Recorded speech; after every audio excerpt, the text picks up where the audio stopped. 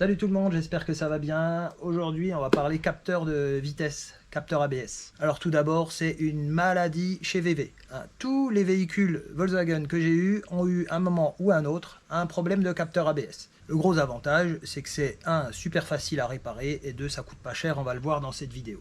Alors, tout d'abord, les symptômes d'un capteur ABS HS. Des sensations bizarres dans la pédale de frein. C'est-à-dire comme si l'ABS se déclenchait, enfin c'est pas comme si, l'ABS se déclenche alors qu'il n'y a pas de patinage.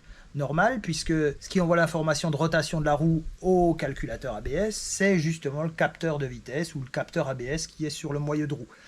Donc, s'il envoie une information erronée, le calculateur ABS, il va dire « Ouh là là, il se passe un truc bizarre, soit il y a une roue qui patine, soit il y a une roue qui est bloquée, par rapport aux autres, en tout cas toutes les roues ne tournent pas à la même vitesse, donc il va compenser, et ça se traduit par des sensations bizarres dans la pédale. Autre symptôme typique d'un capteur ABS HS, c'est des à-coups moteurs. Pourquoi? Encore une fois, parce que l'information vitesse qui est envoyée cette fois-ci non pas au calculateur ABS, mais au calculateur moteur est erronée. Donc le calculateur moteur ne comprend pas, il coupe l'injection au moment où il ne devrait pas la couper, et ça fout des à-coups qui sont relativement pénibles à l'usage. Et puis dernière chose, on a systématiquement des voyants au tableau de bord, le voyant ABS, le voyant ESP, et parfois même le voyant pression des pneus, tout simplement parce que l'alerte de pression des pneus, elle est calculée en fonction du nombre de tours que fait la roue. Une roue dégonflée va avoir un plus petit diamètre, va donc faire plus de tours qu'une roue qui est bien gonflée, qui a un plus gros diamètre. Et donc si d'un côté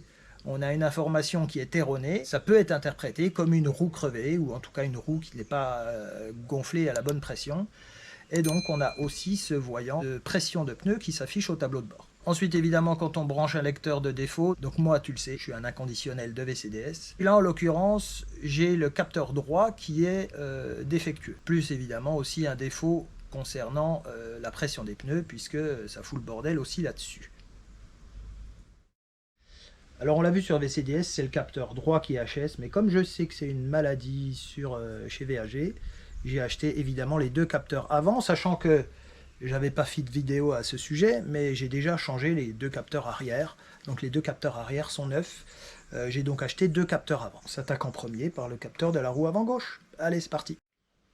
Alors quand on a un peu l'habitude, moi j'arrive à les changer sans démonter la roue. En braquant la roue, je sais où il est. À la main, j'arrive à les sortir.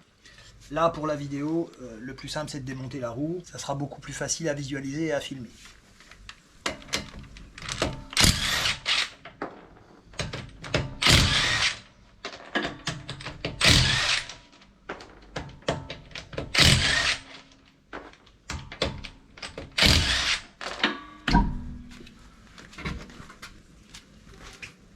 Alors une fois que la roue est démontée, le capteur il est super facile à trouver, il est là. Alors c'est un capteur à effet Hall, il y a une cible crantée sur le moyeu et puis en fonction du nombre de crans que le capteur comptabilise, ça lui permet de savoir exactement combien de dixièmes ou de centièmes de tours la roue a fait. Donc c'est vraiment quelque chose qui est super précis, hein.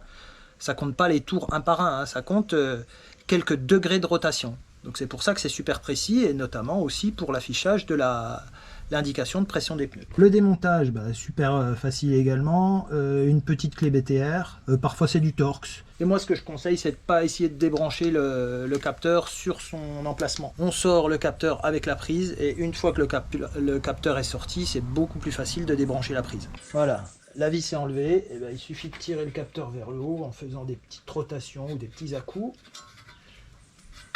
Voilà, le capteur il est juste là. Pour le débrancher, soit tu as des bons ongles, soit tu... Parce qu'il est quand même plein de poussière, hein. Donc le plus simple c'est de passer un tournevis et puis de tirer gentiment et ça sort tout seul. Donc celui-là on l'a vu dans VCDS, le côté gauche il est bon. Donc je vais le garder, je le remplace parce que quitte à changer le droit, je remplace le gauche également. Mais comme il est bon, je vais pas le jeter évidemment, ça serait complètement con. Alors ça c'est un capteur d'origine qui a été fabriqué en mai 2015, ce qui correspond à l'année de sortie de la voiture.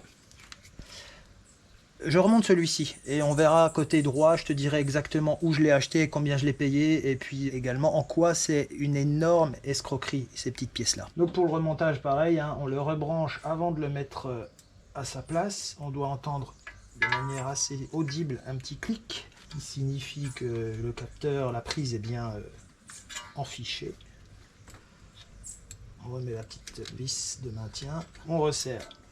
Voilà, le capteur est changé, ça aura pris à peine 5 minutes chrono, démontage de la roue compris. Je remonte la roue et on passe à l'autre côté et tu vas comprendre pourquoi j'ai mis ce titre sur la miniature de la vidéo.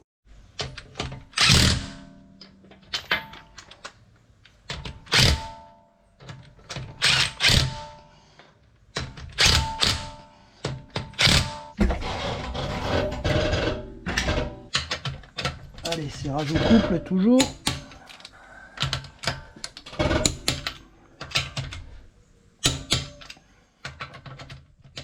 Alors côté droit, le capteur il est exactement au même endroit, il est juste ici. Alors voilà le capteur que je viens de démonter à droite. Voilà celui que j'ai acheté sur AliExpress en tapant dans la barre de recherche les références constructeurs. Alors celui-ci il est un peu sale, donc je vais le nettoyer et puis je vais te remontrer ensuite à quoi il ressemble. Voilà, le capteur d'origine est tout propre. Alors je ne sais pas si on voit sur la caméra là. Il y a des références, alors je vais te mettre les photos au pire. Il y a des références. Il y a le petit logo Volkswagen. Ici, on a les références du constructeur avec la marque ATE. Et quand on regarde le capteur AliExpress, qu'est-ce qu'on voit? Oh, miracle! Exactement les mêmes références. Donc ça, ce sont les références Volkswagen. Avec le petit logo Volkswagen. Et là, de ce côté-là, qu'est-ce qu'on voit? La référence constructeur avec la marque ATE. Et la seule chose qui différencie ces deux capteurs, maintenant qu'ils sont nettoyés, c'est la date de fabrication. Parce qu'on voit que sur celui que je viens d'acheter sur AliExpress, là, on a octobre 2023, et celui qui était monté sur l'auto, on voit juin 2015. La voiture, elle doit être de juillet ou août 2015. Donc ce capteur-là, il est d'origine, il n'a jamais été remplacé. Et donc on voit que ATE, un célèbre manufacturier d'équipements de freinage, eh bien, évidemment, comme beaucoup d'autres fabricants, fait fabriquer en Chine. Sauf que ces capteurs-là, je les ai payés quelques euros. Alors que chez le constructeur, sur la référence constructeur, je vais te mettre la capture d'écran là, tu vas voir combien il coûte. Et si je commande cette même référence, même sur Autodoc, c'est-à-dire le revendeur de pièces détachées le moins cher du web, tu verras qu'on est très loin du prix AliExpress. Alors certains vont me dire ouais, c'est de la contrefaçon. Non, c'est pas de la contrefaçon. En Chine, il y a deux types de produits. Il y a les produits qui sont copiés, et dans ce cas-là, on voit au premier coup d'œil que c'est une copie, et que c'est dégueulasse, et que c'est mal fait. Ensuite, il y a les produits qui sont vendus par les mêmes usines que celles qui fabriquent les produits pour les constructeurs automobiles, mais qui mettent un petit coup de meule sur les références et sur les logos constructeurs. Et puis il y a ceux qui n'ont pas du tout envie de se faire chier. Imagine si pour chaque capteur, ils doivent mettre un mec avec un Dremel pour meuler la référence constructeur et puis le logo Volkswagen. Ils en ont pour des siècles, hein. Donc là, en fait, le prix que moi je le paye sur AliExpress, c'est ce que les Chinois vendent en faisant un peu plus de marge en le vendant sur AliExpress qu'en le vendant en gros à des manufacturiers et à des constructeurs.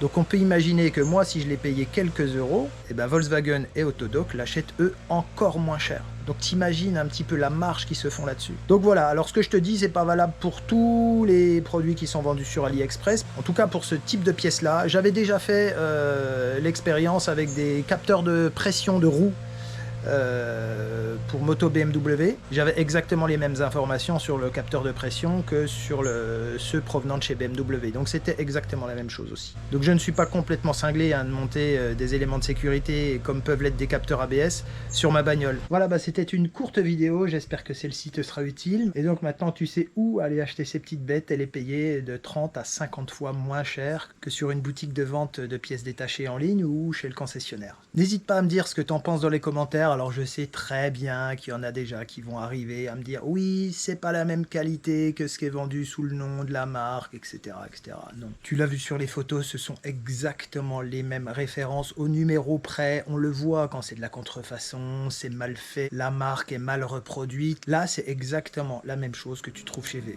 Voilà, bon, on en a terminé pour cette vidéo. Je te laisse et je te dis à très bientôt dans une autre vidéo. Allez, ciao!